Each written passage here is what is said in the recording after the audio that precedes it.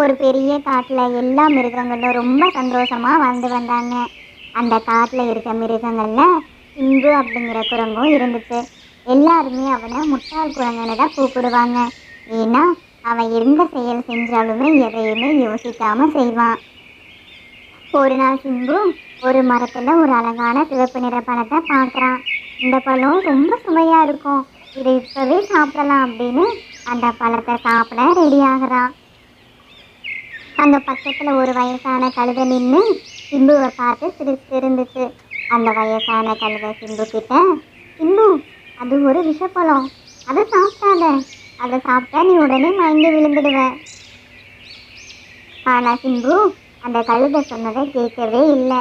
சிம்பு கழுதை கிட்ட, நீ என்னைய முட்டாள்னு நினைக்கிறியா? நல்ல பழம் எது விஷப்பழம் எதுன்னு எனக்கே தெரியும். சிம்பு அந்த பழத்தை சாப்பிட ஆரம்பிக்கிறான். கொஞ்சம் சாப்பிட்ட உடனே கீழே மயங்கி விழுந்துட்டான். அந்த வயசான கழுதை சிம்புவை பார்த்து பெருமூச்சு விட்டுட்டு அங்கிருந்து கிளம்பிடுச்சு. ஒரு நாள் சிம்பு ஒரு பெரிய கல்லை பார்க்குறான். அந்த கல்லுல இருந்து ஒரு வாயு வெளியேறிட்டு இருந்துச்சு. ஆனா சிம்பு, இது என்ன, ஒரு அருவி போல இருக்கே அப்படின்னு நினைச்சு அவன் முகத்தை அது பக்கத்துல எடுத்துட்டு போறான். அந்த வாயுவை மூச்சை இழுத்த உடனே அவன் தலையை சுற்றி கீழே விழுந்துட்டான். அங்க ஒரு நரி வந்துச்சு. நரி குரங்குகிட்ட, முட்டாள் குரங்கே, அது விஷவாயு, யாருமே அதை சுவாசிக்க கூடாது அப்படின்னு நரி குரங்குகிட்ட சொன்னுச்சு.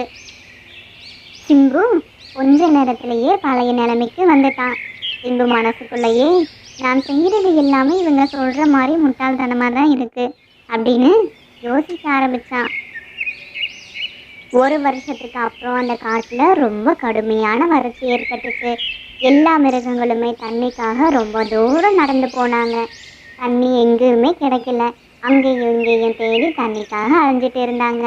ஆனா சிம்பு எந்த மிருகங்கிட்டையும் தண்ணி எங்க கிடைக்கும்னு கேட்கவே இல்லை.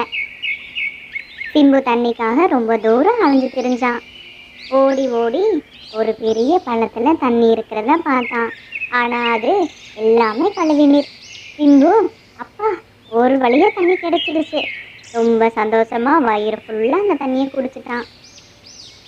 அதே நேரத்தில் அங்கே ஒரு பெரிய யானை வந்துச்சு. அந்த யானை குரங்கு கிட்ட, குரங்கே, நீ எல்லாரும் சொல்ற மாதிரி முட்டாளுதான், இது கழுவி நீர், இதை நீ குடிச்சா வயிறு தான் வலிக்கும். ஆனால் சிம்பு ஏற்கனவே அந்த தண்ணியை ஃபுல்லாக குடிச்சிட்டான். சில நொடிகளிலேயே வயிறு வலியால் சிம்பு ரொம்ப கஷ்டப்பட்டான்.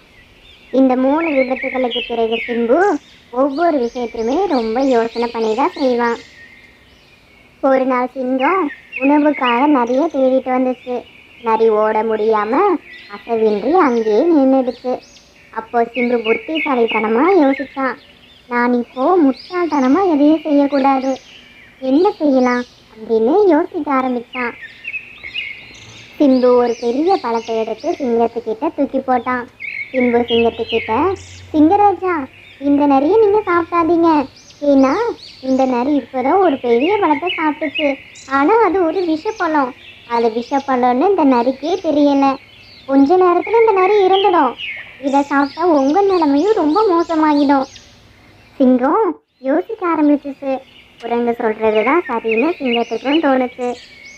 சிம்பு சிங்கத்துக்கிட்ட, சிங்கராஜா, இந்த பழம் ரொம்ப சுவையா இருக்கும், இது ரொம்ப அரிதான பழம், இதை நீங்களே சாப்பிடுங்க.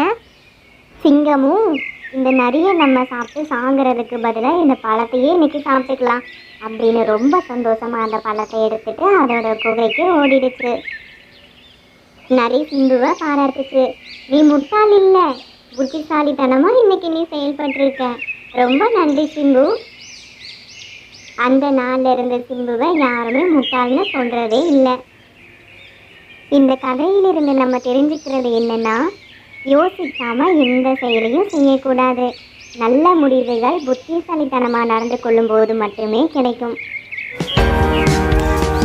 Please like, share and subscribe. Thank you.